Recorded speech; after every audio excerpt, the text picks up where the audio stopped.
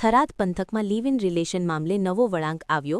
યુવતીનું નિવેદન આવ્યું સામે. યુવતીએ યુવક કેશવ માળી સામે દુષ્કર્મની આગથળા પોલીસ સ્ટેશને નોંધાવી ફરિયાદ. આવાવ યુવતીના પરિવારે યુવક અને યુવતીને અમદાવાદથી પરત લાવ્યા હતા.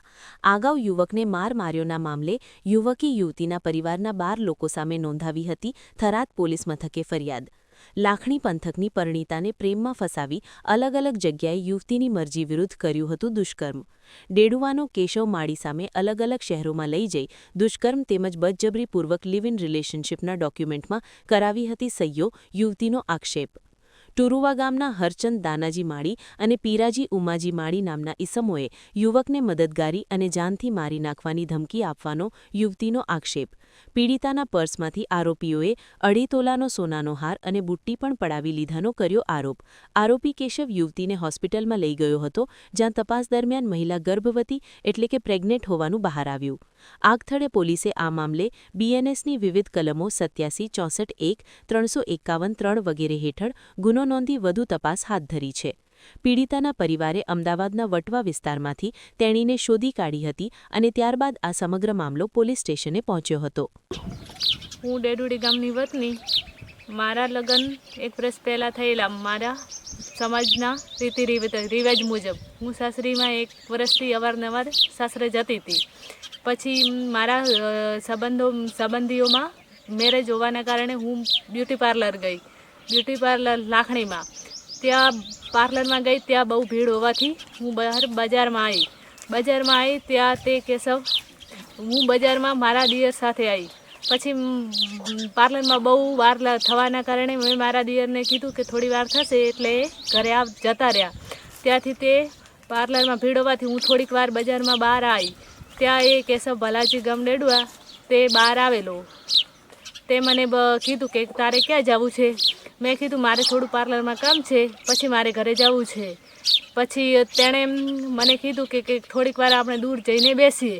ત્યાં તેણે દૂર જઈને બેસીએ એટલે પછી એના કોન્ટેક્ટથી એને હું 1.5 વર્ષથી ઇન્સ્ટાગ્રામમાંથી મેસેજ થતા એટલે થોડીક ઓળખતી હતી. પછી તેણે મારો ફાયદો ઉઠાવવા માટે તેણે પછી મને એવું બહાનું બનાવ્યું કે થોડાક દૂર જઈને બેસીએ. એટલે હું એના બાઇક પર બેઠી એટલે તે પછી દૂર જતો રહ્યો હોટલમાં લઈ ગયો અને ત્યાં મારા સાથે જબરજસ્તીથી મારું આધાર કાર્ડ છીનવી લીધું અને તેણે મને થોડી ધમકી આપી.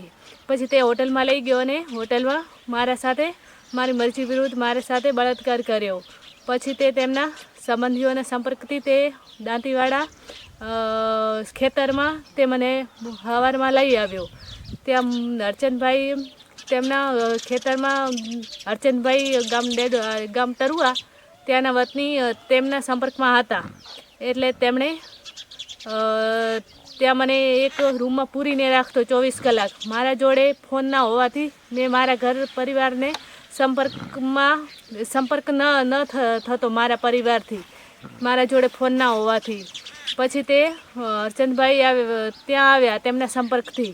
તેમણે કોલ કરેલો એટલે હરચંદભાઈ દાનેજી ટરુઆ, ભાવાજી, પીરાજી એ ત્યાં આવેલા અને તેમને તે કેશવને કીધેલું કે તું ટેન્શન ના કરતો, અમે તારા સાથે છીએ. પછી ત્યાં તેમને આ બધી વાતો કરેલી. મને તો રૂમમાં જ પૂરીને રાખતો કે જવા ના દેતો. પછી ત્યાંથી તેણે 8 દિવસ ત્યાં મારી સાથે જબરજસ્તી કર્યું અને મારી સાથે બળાત્કાર કર્યો.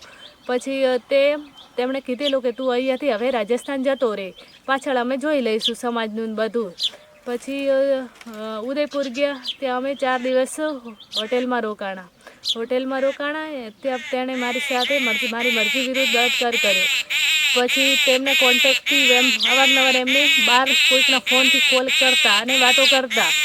પછી ત્યાંથી તે મને અવારનવાર રાજસ્થાનમાં જયપુર, જોધપુર ને ઉદયપુર, બીકાને ત્યાં મને અવારનવાર હોટલમાં લઈ ગયો. ત્યાં મારી સાથે જબરજસ્તી કર્યો. પછી તે બીકાનેર આવ્યા. બીકાનેર તેમના સંબંધીઓએ એમને કોલ કરેલો તમે બીકાનેર આવો. એટલે તે બીકાનેર આવ્યા અને બીકાનેર આવી એમને મને મજબૂર કરી, મારી સાથે પ્રેશર કર્યું અને કીધું કે તારા મમ્મી પપ્પાને અમે મારી નાખશું, તારે કે મૈત્રી કરારમાં સાઇન કરવી જ પડશે. એટલે તેમણે મારો આધાર કાર્ડ છીનવી લીધું. પછી તેમણે મારી સાથે જબરજસ્તી સાઈન કરાવરાવી અને તે ત્યાં અર્ચનજી, પરખાજી સગરામજી, અકમાજી એ બધા ત્યાં બિકાનેર આવેલા. પછી તે ઘરે જતા રહ્યા અને મને અને કેશવને ત્યાં રસ્તામાં તે પછી તેમની ગાડીમાં બેસાડી અને મારા સોનાના દાગીના લઈ લીધા, હાર અને બુટ્ટી.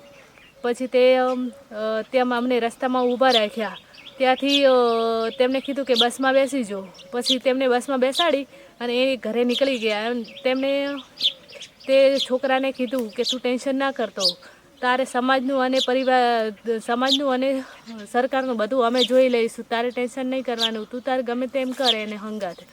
પછી તેમને અમે પછી ઇન્દોર જતા રહ્યા. ઇન્દોરથી મારી તબિયત ખરાબ હોવાના કારણે તેમણે દવા કરાવી એટલે પછી